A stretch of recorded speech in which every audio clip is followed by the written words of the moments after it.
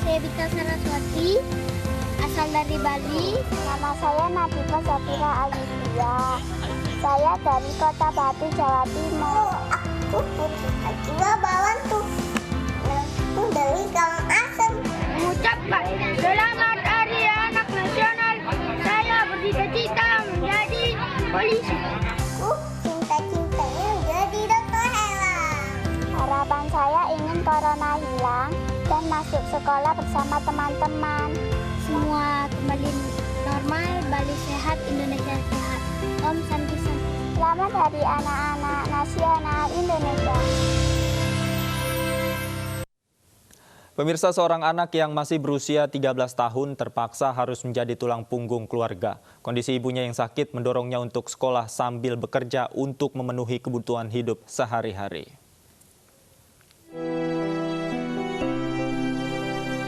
Inilah keseharian Dwi Bagus Priyadi yang akrab disapa Bilal. Saat kebanyakan anak-anak seusianya menghabiskan waktu bermain dan belajar, namun tidak baginya. Seorang anak berusia 13 tahun asal Banjarnegara, Jawa Tengah ini harus bekerja sambil merawat ibunya yang sedang sakit. Nasirom, ibu Bilal yang menderita penyakit jantung bocor dan kini kesulitan untuk beraktivitas. Sakit yang kerap kambuh memaksanya untuk lebih sering berbaring di kamarnya. Kondisi itulah yang membuat Bilal merasa perlu untuk menggantikan tugas ibunya untuk mengurus semua pekerjaan rumah tangga. Jadi selama ini 3 tahun inilah itu terus-terusan ngedrop. Awalnya saya itu mungkin waktu itu saya masih di Jakarta itu mungkin saya sudah kondisi udah nggak mampu. Jadi terus saya pulang dari Jakarta itu langsung ngedrop terus. Untuk memenuhi kebutuhan sehari-hari, Bilal bekerja membantu tetangganya sebagai pembuat kulit lumpia. Pekerjaan ini sudah dilakukannya selama 2 tahun, sejak ia masih duduk di bangku sekolah dasar. Sebelum pandemi COVID-19, Bilal mulai bekerja setelah sepulang sekolah. Namun karena sekolah diliburkan, terkadang Bilal memulai pekerjaannya dari subuh hingga malam hari. Ibu cepat sembuh dan bisa kembali kayak dulu lah. Tidak muluk-muluk, di Hari Anak Nasional ini, Bilal tidak mengharapkan banyak hal. Ia hanya ingin ibunya segera sembuh seperti sedia kala. Dari Banjarnegara, Jawa Tengah, Widodo, iNews melaporkan. Seorang buruh serabutan ditangkap polisi karena mencuri komputer jinjing atau laptop di sebuah kamar kos di Bandar Lampung. Pelaku mengaku nekat mencuri karena anaknya minta dibelikan laptop untuk belajar online. Niat HS membahagiakan buah hatinya pupus. Pria 43 tahun ini harus ditahan di Mapolsek Kedaton. Warga Kampung Baru Labuan Ratu ini ditahan karena mencuri laptop milik mahasiswa di kamar kos di daerah Sepangjaya, Bandar Lampung. HS tidak memiliki uang membeli laptop untuk anaknya yang sudah mulai belajar online. Penghasilan sebagai buruh serabutan hanya cukup untuk memenuhi kebutuhan makan sehari-hari. Polisi menangkap HS setelah laporan Dedi Hardiansyah, mahasiswa yang kehilangan laptop di kamar kosnya. HS kini tidak lagi bisa membantu anaknya melanjutkan belajar online. Sementara itu, niat membahagiakan anaknya dengan cara yang salah membuatnya terancam hukuman penjara. Bagi HS, model pembelajaran jarak jauh dinilai memberatkan. Setelah dilihat di dalam itu nggak ada orang, baru diambil barang ini. Untuk hasil pemeriksaan sendiri, ini baru pertama kali atau seperti apa? Pengakuan yang bersangkutan memang baru pertama kali. Akibat terkendala jaringan internet, sejumlah pelajar di Sampang, Madura, Jawa Timur terpaksa patungan untuk membeli paket data. Siswa yang tak memiliki gadget juga terpaksa meminjam ponsel milik temannya hanya untuk mengikuti belajar jarak jauh secara online.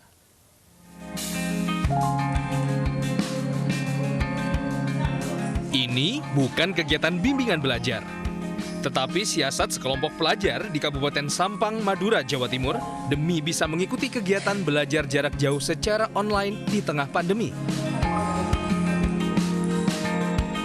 Kegiatan belajar bersama ini dilakukan demi bisa mengakses jaringan internet. Para pelajar ini menumpang belajar dengan patungan untuk membeli paket data murah yang disediakan warga setempat.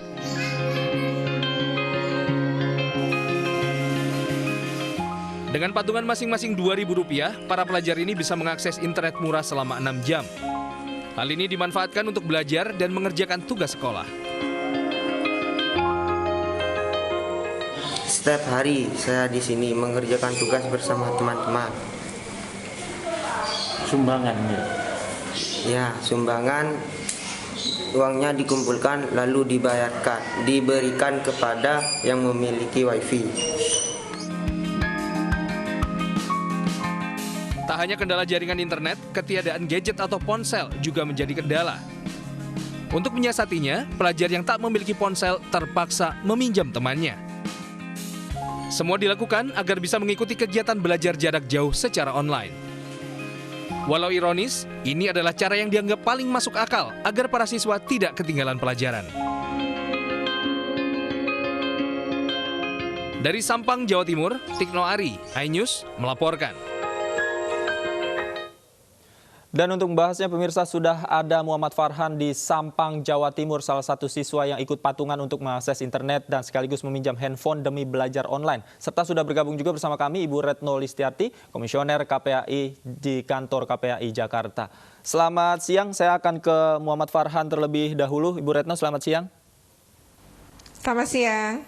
Ya, sebelum saya ke Bu Retno, saya akan menyapa dulu adik kita, ada Muhammad Farhan. Muhammad Farhan, selamat siang. Siang.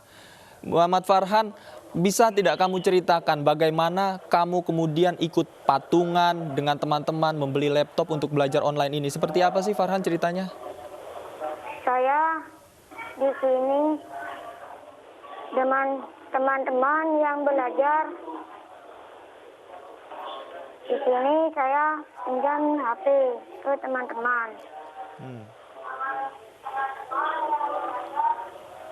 Baik, kemudian ada berapa orang kamu dan teman-teman yang ikut patungan membeli paket data ya?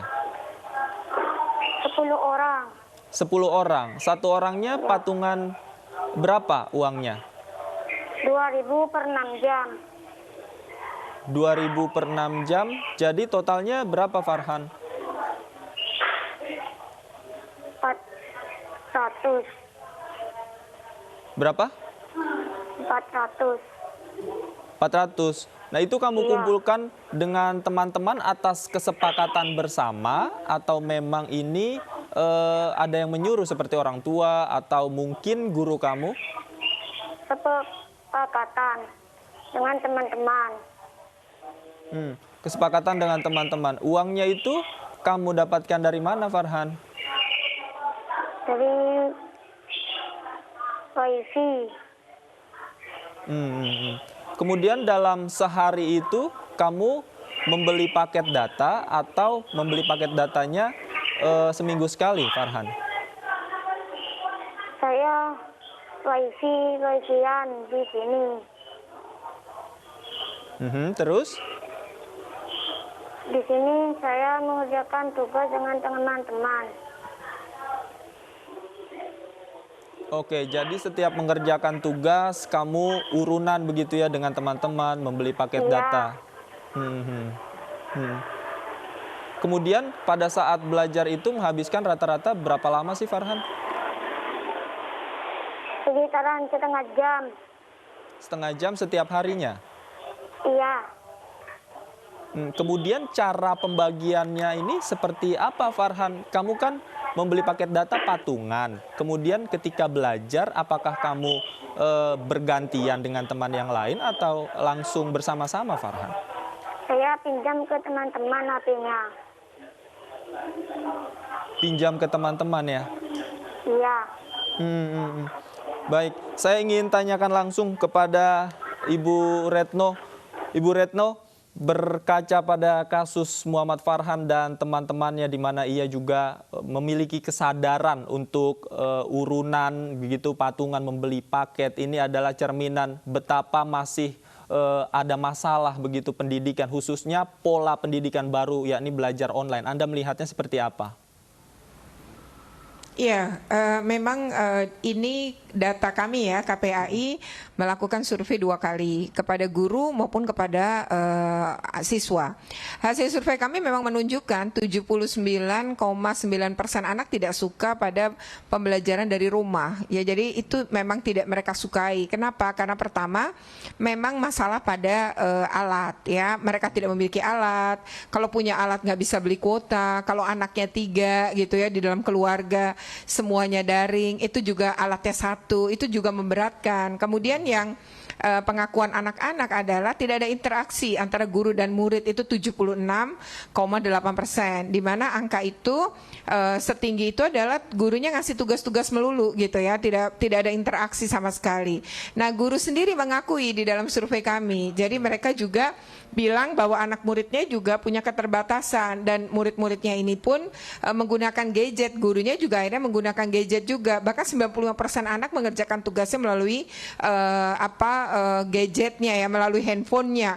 Nah, ini juga menyusahkan guru-guru karena terutama adalah guru-guru yang honorer. Dia juga nggak gajian karena muridnya nunggak bayaran, sementara dia disuruh juga melayani pembelajaran daring dan dia kesulitan pulsa, sementara anaknya dia, anak kandungnya dia itu juga harus belajar daring dengan alat yang semuanya serba terbatas. Jadi memang ini problem, dan kami hasil survei kami menunjukkan bahwa terjadi bias kelas. Anak-anak dari keluarga menengah ke atas terlayani karena mereka memiliki segalanya untuk daring, sementara anak-anak dari menengah ke bawah itu tidak terlayani karena mereka tidak banyak yang punya kendala. Bahkan di data kami untuk Papua itu bias Jawa juga, ini Jawa dan luar Jawa. Untuk anak-anak di luar Jawa itu hampir lebih dari 50% memang tidak terlayani daring. Contoh paling banyak ada di Papua, di mana dari 608.000 anak Papua itu 54% tidak terlayani dengan daring.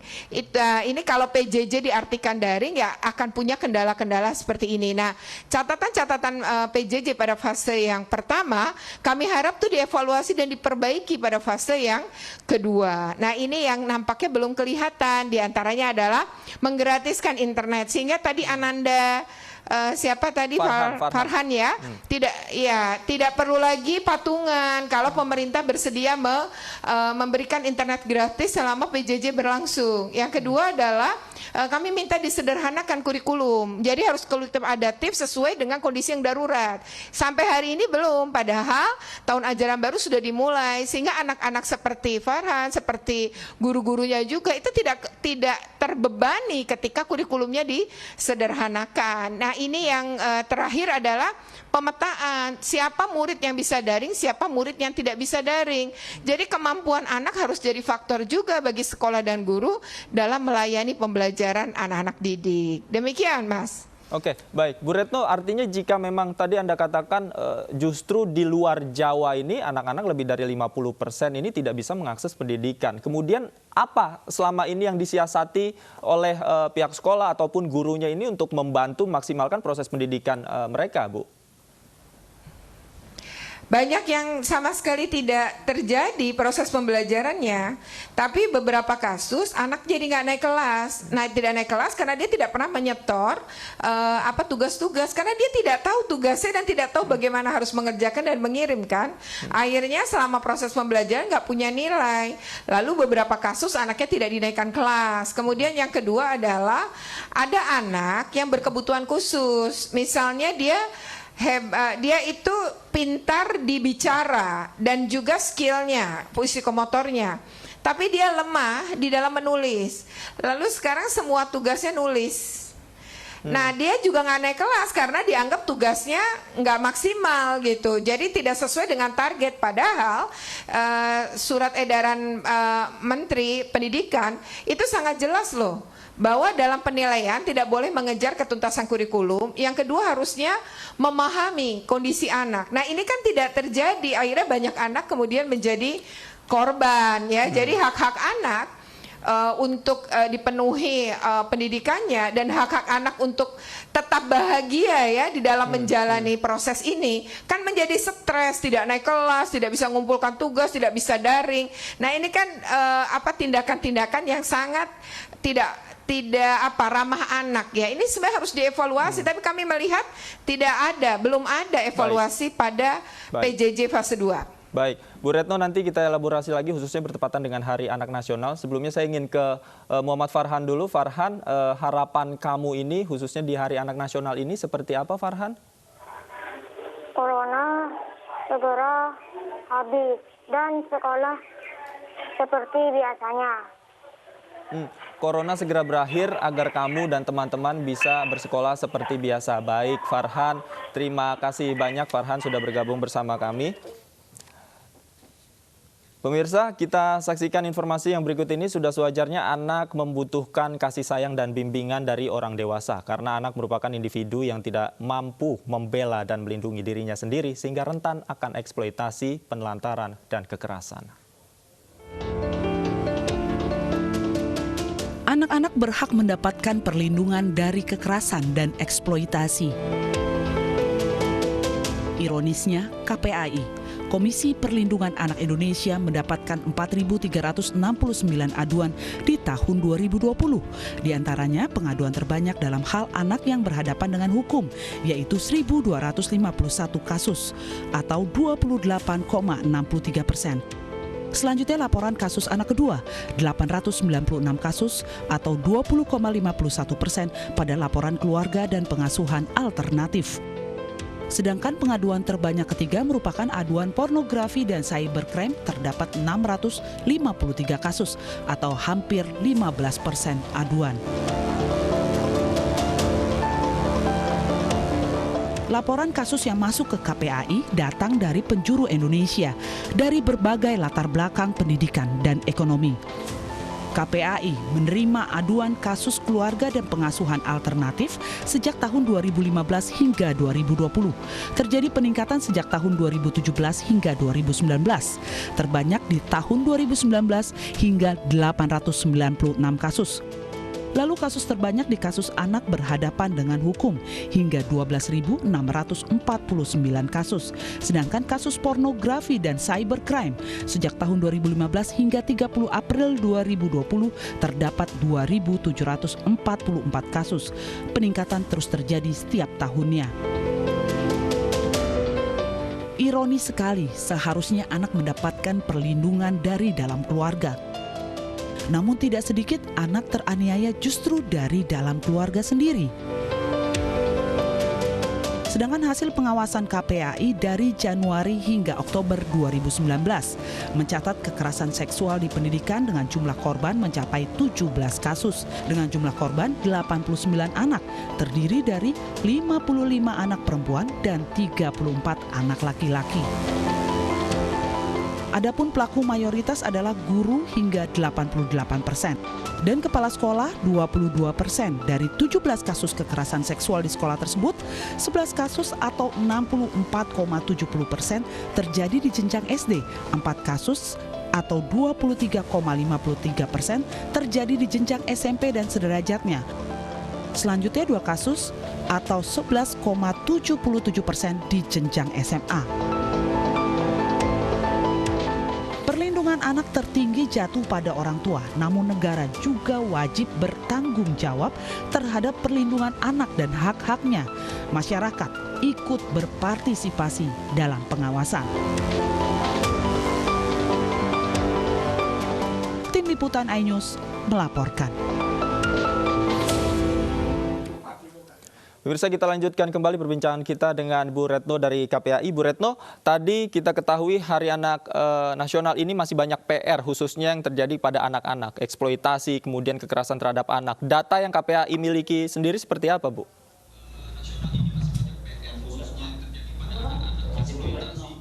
Dari tahun 2019 sampai 2011 sampai 2019 lah ya, sebenarnya fluktuatif sih angka-angka itu.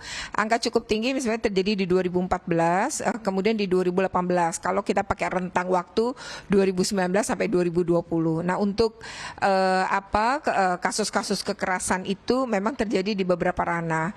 Nah, kalau pada tahun 2020 ini kekerasan memang jadinya di sekolah karena sekolah tidak dibuka, maka kekerasannya memang lebih banyak ditemui adalah pada lingkup keluarga. Nah justru ini ya, ketika di ruang-ruang privat seperti ini memang sulit pengawasan, kecuali tetangga kiri dan kanan. Dan memang penting kita tidak cuek ya ketika mengetahui ada anak mengalami kekerasan, meskipun dari orang tuanya sendiri, karena anak tidak boleh ya diperlakukan dengan kekerasan oleh keluarganya. Jadi ini yang paling penting di sini adalah bagaimana di Hari Anak Nasional ini kita semua menyadari. Jadi kuatkan pengasuhan positif, tingkatkan disiplin positif, dan mulai ya orang tua yang kerap melakukan kekerasan terhadap anak lebih baik berobat atau merehabilitasi diri agar dia bisa berubah dalam pola pengasuhannya. Baik, Bu Retno, ini kan kasus kekerasannya dari tahun ke tahun meningkat begitu, Bu. Kemudian apa upaya yang harus dilakukan khususnya oleh orang-orang terdekat agar kasus-kasus ini juga tidak meningkat setiap tahunnya, Bu? Iya, pertama adalah penegakan hukum ya. Jadi walaupun itu dilakukan oleh keluarga sendiri, oleh guru sendiri gitu ya, itu ya tetap harus sesuai ditegakkan aturan sesuai peraturan perundangan. Kan ini kerap kali ya, misalnya kekerasan seksual dilakukan oleh ayahnya. Nah ayahnya itu adalah tulang punggung keluarga. Lalu si ibu nggak mau ngelaporin karena kalau ayahnya masuk penjara, lalu bagaimana dengan kehidupan mereka dan keluarga? Nah di sini kan berarti harus ada peran dinas sosial, dinas PPA. Ini pemerintah daerah harus kuat bagaimana ibu dan keluarga ini tetap dapat menjalani hidup meskipun ayahnya memang harus berhadapan dengan hukum, karena hukum kan harus ditegakkan, jadi ada efek jera. Kalau seperti itu ya akan terjadi pengulangan terus gitu ya, kalau tidak pernah ada upaya untuk penegakan hukum. Yang kedua adalah, nah ini pencegahan. Nah pencegahan itu bisa dilakukan di semua lini, termasuk di sekolah. Jadi bagaimana anak-anak juga harus diberi kesadaran bahwa dirinya nggak boleh dipukul, bahwa dirinya tidak boleh mengalami kekerasan, bahwa sebagai anak dia harus dilindungi, bahwa sebagai anak dia tuh nggak bisa bela dirinya, maka harus dilindungi. Tapi orang-orang di sekitar yang harusnya melindungi dia malah jadi pelaku kekerasan. Nah ini kan memang ironi gitu ya. Jadi memang kesadaran si anak untuk bicara, berani ngomong itu juga penting. Baik. Terima kasih Bu Retno Listiarti sudah bergabung bersama kami. Artinya memang keselamatan anak ini menjadi tanggung jawab semua pihak, Bu ya, tidak hanya keluarga terdekat. Baik, terima kasih Bu, selamat siang.